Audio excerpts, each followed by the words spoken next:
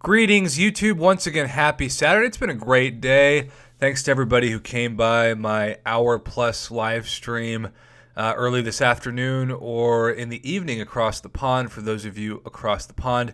It was so fun to, for the first time in like 7 months, get to do a live stream in the afternoon to give people who are normally asleep when I stream normally at night the chance to come over and say hi and ask questions, etc. So thanks to everybody for coming on by. And one of the questions that was asked not only in the stream, but so much in Line App in the last, 12 hours or so, basically since we got confirmation that even the biggest skeptics of the cryptic messages we've been receiving in the game are definitely allusions to the official Act 6 announcement, which I do believe will be here in March, hopefully around mid-March at that. So the question on so many people's minds is, what should we expect from Act 6?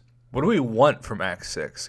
Both in rewards and difficulty. And so first, I think it's important to look back on the difficulty of the last path of Act 5 to get a better idea of the kind of things we were facing when we left off of our story quest about a year ago, since that's when Act 5 came into the contest. So as a reminder, we had good old Ultron as the final boss. This is where Mr. Loki has really shined in the community since we have seen this fight. So the enemies on the paths were about 20,000 PI and had some interesting nodes as well, as always. I don't think, because of the nature of this, I'm remembering now that I can move the map. So it's just good to know that the PI was less in the last chapter of Act 5 than we saw on the epic difficulty of, say, Trial of the Alchemist, or even compare this 20,000 plus PI to this monthly quest. You know, if we're thinking about how difficult the champion should be in the first act, or the first chapter, I should say, of Act 6, let's think about where the game has gone since December/January of 2018. Because when we look at the Captain Marvel's combat clash, we will have to remind ourselves again that the PI, right along with Act 5's last chapter, starts off below 20,000, but then quickly gets to about where Act 5 finished, and then by the end of it, we are seeing PI that is easily above 30,000, if not hovering around 40,000, like you can see here. And then, of course, we get to the final boss, which is around 28,000, although the final boss in, say, the chapters of Act 6 is normally higher. So I was a bit pleasantly surprised to see that shift in this, because when we faced the champion in the Champions Clash, we did not have the luxury of that.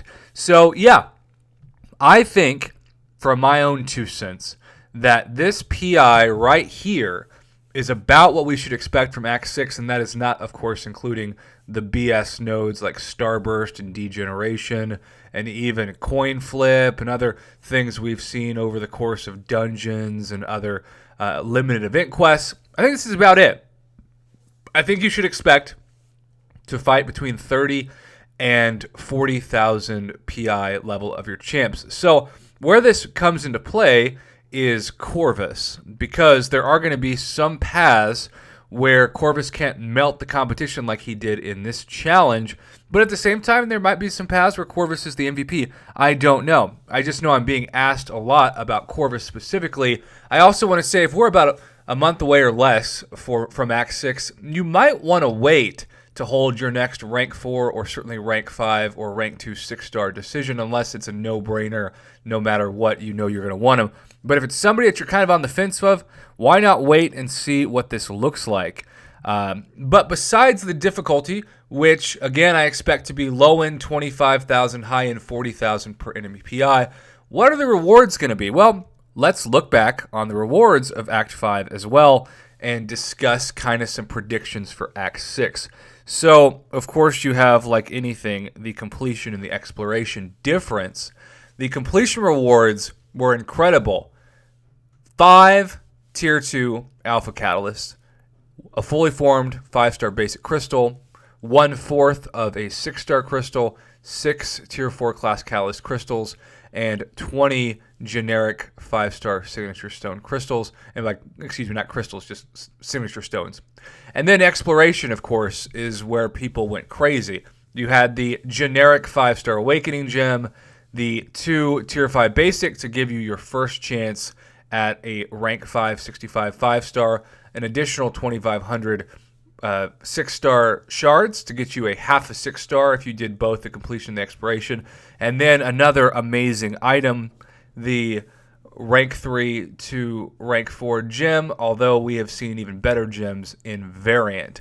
So what do we want from Act 6? Well, I truly believe, as I've said in some of the offer reviews in the past couple weeks, that Kabam is giving great rank up deals for 4 stars and even access to rare 5-star champions like Blade coming back, because the meta of the game is about to shift. We have seen this over and over again. So we know the history of Kabam, and I don't believe that February and March of 2019 is any different history-wise than it has been in the past. So let's look at my rank 2 6-star Domino and see what we need to upgrade her to rank 3.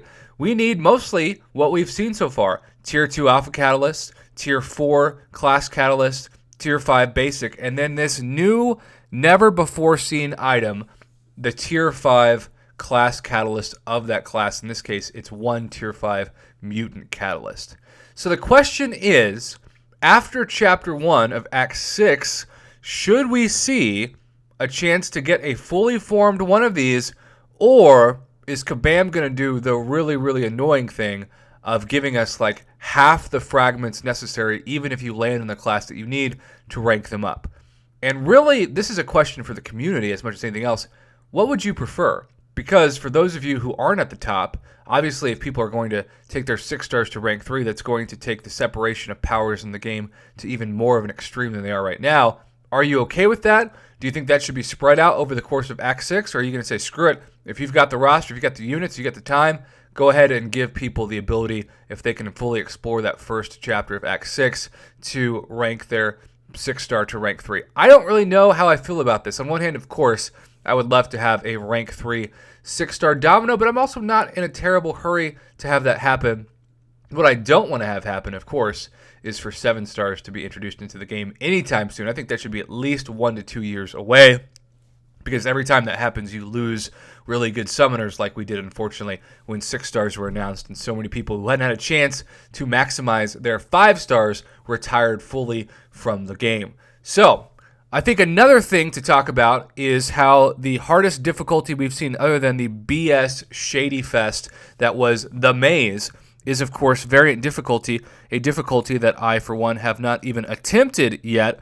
But for the sake of argument, let's look at this back issue and remind ourselves of the rewards on this, because this was arguably in some ways better than some of the Act 5 rewards, though of course it didn't have the 2 fully formed Tier 5 Basic or the amount of 6-star shards. But what we did see from this for the first time in a long time were these really rare rank up gems, including something that wasn't available in Act 5, and that's this gem, which guarantees, as you can see, a rank up gem used for a 5-star from rank 4 to rank 5.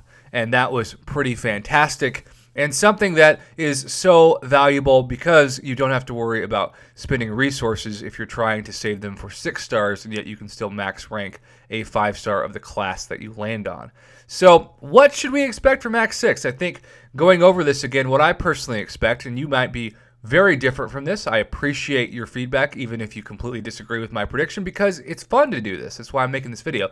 I predict more Tier 5 Basic and more Tier 2 Alpha. I would hope at least what we saw at the end of Act 5. Maybe the first chapter, since it's not going to be a full completion of Act 6 yet, might be at least 1 Tier 5 Basic and maybe 3 Tier 2 Alpha for completion, and then maybe it can be even better for exploration, or maybe you think that should be exploration and save about half of that for completion. I don't know. I would love to have a chance to get a fully formed guaranteed 6-star crystal from both. That would be an obvious evolution from the past rewards, and there are so many trash 6-stars out there. You're going to spend thousands of units to get a 6-star Hulkbuster. You might as well have it be possible. I would love to see more of this gem, the rank 4 to rank 5 5-star gem, because as 6 stars become even more important, it's important to be able to rank up our 5 stars without using the resources that we're going to need to spend on 6 stars. Also, the 2 questions that have been made in this regard, 6-star awakening gems and 6-star signature stones.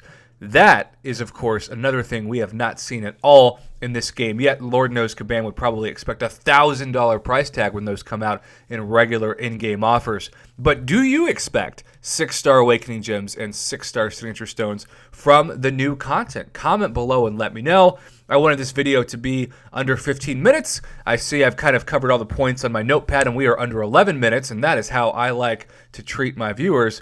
As much quantity and quality as possible for your seconds of attention. So I'm going to go ahead and end this video and say thanks for watching. I'm going to have another live stream tonight in a couple of hours at my normal stream time. If you can't make it, no worries. Thank you to everybody again who made my first one. It is so great to be back live on YouTube. You all are the best. Have a fantastic weekend.